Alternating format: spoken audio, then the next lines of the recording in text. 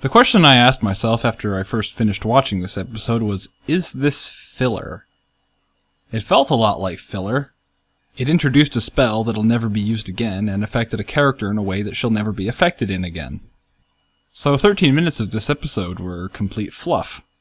But in an episodic show, with no pretense to overarching continuity, even the slightest bit of world building or character development is enough to give an episode purpose. The moral can be boiled down to Spike gets friend-zoned, which happened before the first minute of the episode was up. From one of my dearest and most supportive friends. You are my favorite dragon. That would have been equally true if she said you are the only dragon I know. It's been clear for a while that Spike's feelings for Rarity are unrequited, but at least they drove it home in this episode. A true friend knows that you're speaking up because you care about them. Wait, does that journal entry mean that Spike has come to terms with the possibility that he's never gonna be able to hit that?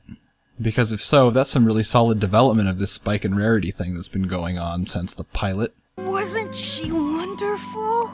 Or is this just Spike syndrome striking again, where he gets whatever development seems most convenient at the moment? He's just there for comic relief.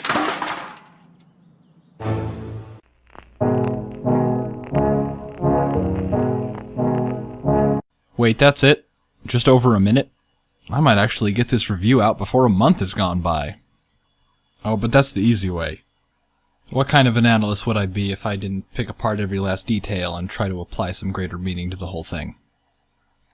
The first thing I can read too much into is this guy. Is this fat puppeteer Snip's father? I don't know, but he does look an awful lot like him. If he was, it would certainly be interesting on a couple levels. First of all, why would he name his son after something that could cut marionette strings? Could that be what Snip's cutie mark means symbolically?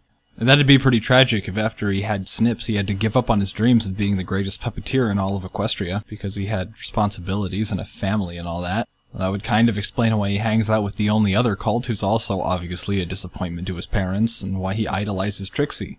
Because she's the stage performer that his dad always wanted to be.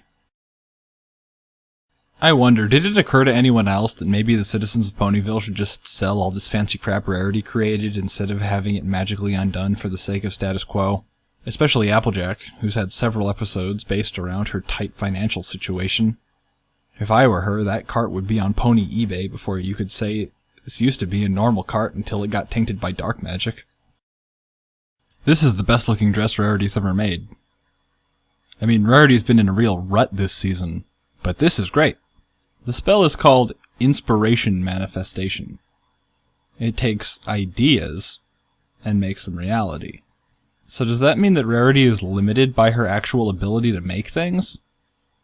Or did she hit a creative wall and reach the point where she doesn't have the energy to put effort into making things anymore? Is this why she decided to glue a bunch of rocks to this Giant hat.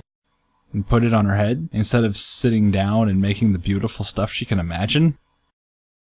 Princess Cadance and Princess Luna have much better things to do than help me clean up Ponyville. And what about Celestia? Did she have nothing better to do? Or did she just not help? The writers have a really interesting relationship with Twilight's princesshood. I mean, they brought it up 2 episodes in a row after just leaving it there for 17 out of the past 21 episodes. It's too little too late. To me, it just seems like they're trying to artificially pump up the importance of it right before the finale. Well, that's great, but did I like this episode? I guess. I give it points for treating Spike with a little respect.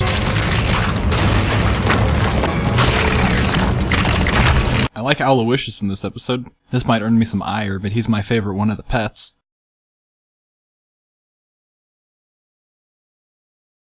There's only one real structural problem I have with this episode. One of the consistent problems MLP has is that the endings typically seem a little rushed. This one had the opposite problem, where the ending seemed a little dragged out. There's a flashback to a thing we saw happen, and then there's an explanation of the thing we saw happen in the flashback, and those 2 things happen back to back. It was a little awkward and clunky. That doesn't really take away from the episode, though. Not that this episode had a lot to take away from in the first place, so I'd say it's solid in a flimsy sort of way.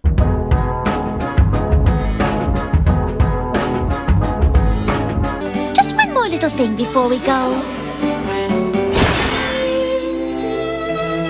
Meanwhile! The shiny dance floor? The fancy band? This is not that kind of party.